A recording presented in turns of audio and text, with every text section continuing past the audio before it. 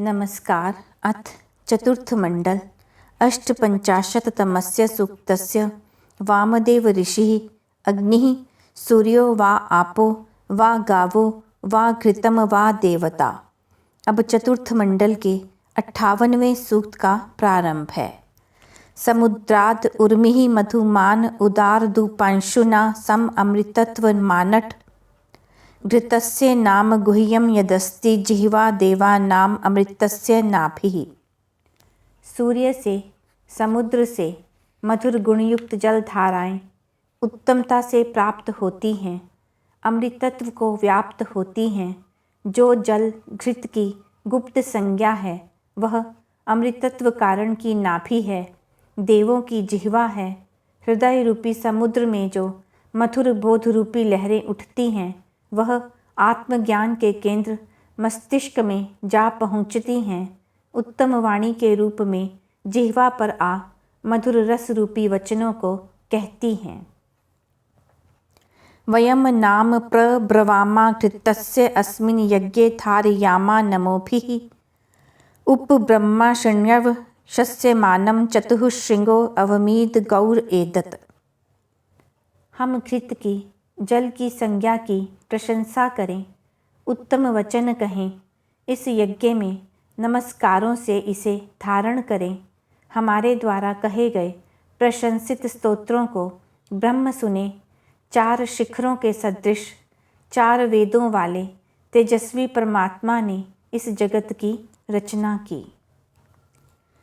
चत्वारि शृंगा त्रयो अस्य पादा द्वे शीर्षे सप्तहस्तासो अस्य त्रिधा बद्धो वृषभो रोरवीति महो देवो मर्तयान आविवेश।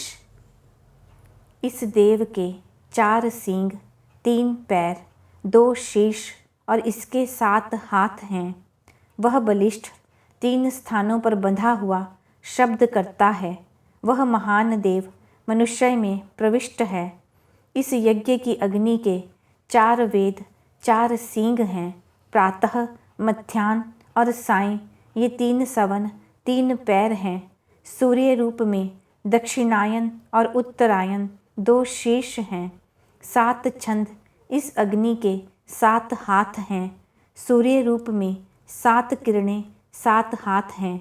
भूमि, अंतरिक्ष और ध्रुव इन 3 स्थानों में बंधा हुआ यह शब्द करता है। ऐसा वह सूर्य तेज रूप में गमन करता है।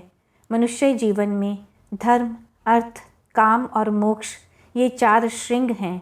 3 काल सवन 3 पैर रूप में हैं। व्यवहार और परमार्थ 2 शीर्ष हैं। 7 प्राण, 5 कर्मेंद्रियां, अंतःकरण और आत्मा ये हैं। गायत्री आदि 7 छंद हैं। ये सब मनुष्य में प्रविष्ट हैं। त्रिधा हितं पणिभिः गुह्यमानं गवि देवासो घृतमन् अविन्दन् इंद्र एकम सूर्य एकम जजान वेनादेकम स्वधया निष्ठतक्षुः। प्रशंसित उत्तम व्यवहार युक्त पणियों के द्वारा गायों में अथवा किरणों में अथवा वाणी में स्थित किए गए गुप्त घृत अथवा तेज अथवा मधुरता को देवों ने जान लिया है। एक को इंद्र ने उत्पन्न किया, एक को सूर्य ने उत्पन्न किया तथा एक स्वयं के तेज से तेजस्वी अग्नि उत्पन्न करता है।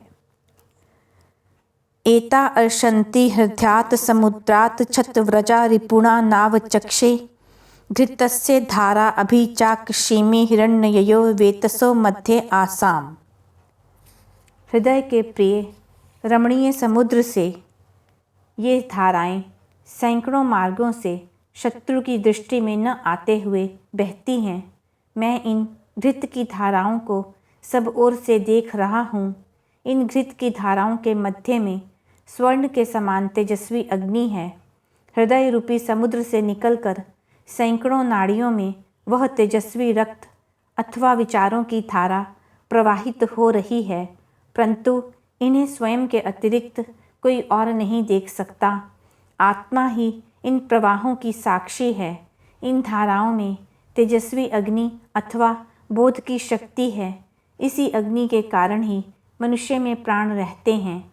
इन्हीं प्राणों में विचारों से हुई बोध की चेतना मनुष्य को परम पद की ओर ले जाती है।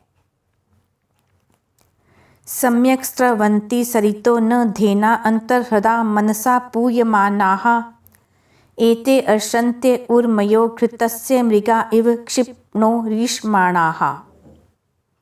हृदय में चित्त में विराजमान मननशील मन के द्वारा पवित्र की गई तेजस्वी विद्यायुक्त वाणियाँ नदियों के सदृश उत्तमता से प्रवाहित होती हैं।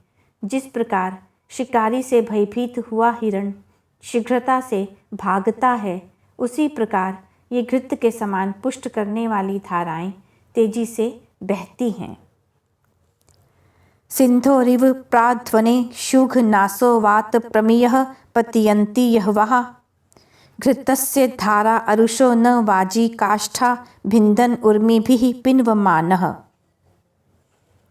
उत्तम प्रकार से चलने योग्य मार्ग पर बहने वाले नदियों के जल के समान शीघ्रगामी, वायु के समान बलशाली, तरंगों लहरों के कारण तीव्र हुई तेजस्वी अश्वों के सदृश अपनी मर्यादाओं को विदीर्ण करती हुई वे घृत के समान पुष्ट करने वाली धाराएं बहती हैं। हृदय रूपी समुद्र में जब भावनाएं विचार तीव्र रूप धारण करते हैं, तब बहने वाला रक्त धमनियों की मर्यादाओं को विदीर्ण करता हुआ अति तीव्र गति से बहता हुआ कंपन करता है। विचारों का वेग मस्तिष्क को झकझोरता है। अभिप्रवंत समनेव योषाः कल्याणयः स्मयमानासो अग्रिम घृतस्य धाराः समिधो न सन्त ता जुषाणो हर्यति जातवेदाः। जिस प्रकार तुले मन वाली मंद मंद हंसती हुई प्रमाण युक्त हंसती हुई स्त्रियां अभीष्ट पतियों को सम्मुख प्राप्त होती हैं, सुख को प्राप्त होती हैं, उसी प्रकार घृत की धाराएं अग्नि की ओर जाती हुई प्राप्त होती हैं। वे घृत की धाराएं प्रदीप्त हुई अग्नि की ओर जाती हैं। उन धाराओं को प्राप्त करता हुआ अग्नि हर्षित होता है। कन्या इव वहतुम एतवा उ अन्यंजयंजाना अभिचाक्षिमि यत्र सोमः सूयते यत्र यज्ञो घृतस्य धारा अभितत्पन्वते।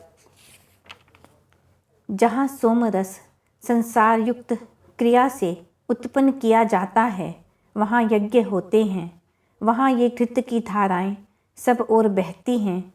जिस प्रकार विवाह के लिए जाने वाली कन्याएं अलंकार आदि धारण कर अपने तेजस्वी रूप को प्रकट करती हैं, उसी प्रकार इन धाराओं को मैं सब ओर से देखता हूँ। जहाँ उत्तम सत्य क्रिया व्यवहार होते हैं, वहाँ पर ही धन धान्य का भंडार रहता है। जिस प्रकार विवाह के लिए कन्याएं सुंदर आभूषणों से सुसज्जित होकर शोभायमान मनोहर रूप प्रकट करती हैं, उसी प्रकार उत्तम विचारों से सुसज्जित हृदय प्रदीप्त हो सुशोभित होता है, जिसकी साक्षी आत्मा होती है। अभ्यर्षत सुष्टुतिम गव्यम आजिम अस्मासु भद्रा द्रविणानि धत् इमं यज्ञम नयत देवता नो घृतस्य धारा मधुमत पवन्ते।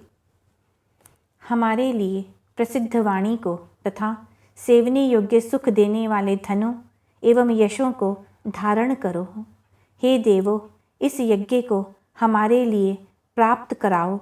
जिस प्रकार घृत के समान पुष्ट करने वाली वाणियाँ श्रेष्ठ ज्ञान से युक्त कर्म को शुद्ध करती हैं, उसी प्रकार हमें पवित्र कर उत्तम प्रशंसा को प्राप्त करिए। धामन्ते विश्वं भुवनम् अधि आश्रितमन्तः समुद्रे हृदयान्तः आयुषि अपाम अनीके समिधे य आभृतस्तम अश्याम मधुमंतम न उर्मीम। हे परमात्मन, आपके ही तेज में सारे भुवन आश्रित हैं। जो तेज मधुरता से युक्त समुद्र के भीतर, हृदय के भीतर, अन्न में, जलों के भीतर, संग्राम में अथवा यज्ञ में भरपूर हैं, आपके उस मधुरता से परिपूर्ण आनंद को हम प्राप्त हों। यह 58वां सूक्त, पंचम अनुवाक और चतुर्थ मंडल समाप्त हुआ।